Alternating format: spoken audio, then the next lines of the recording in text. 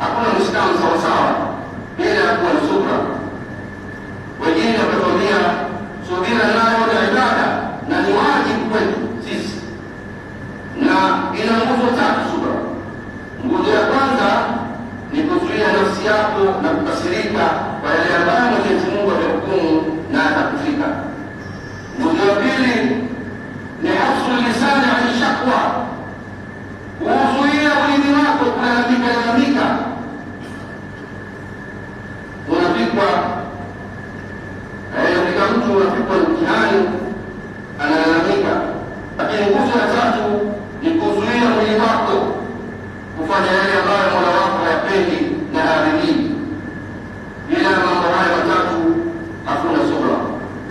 Kwa hivyo mimi nisiongeze lolote zaidi ya kushukuru kwa kupata nafasi ya kusimama mbele yenu na kutoa salamu zangu.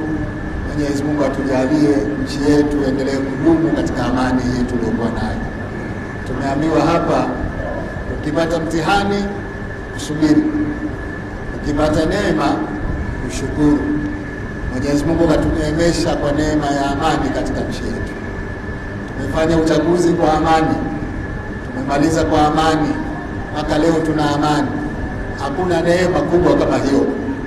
Kwa hivyo tumshukuru Mwenyezi Mungu na sote tuazimie kuidumisha neema yetu ya amani tuliyokuwa nayo. Mwenyezi Mungu atuwezeshe kwa hilo.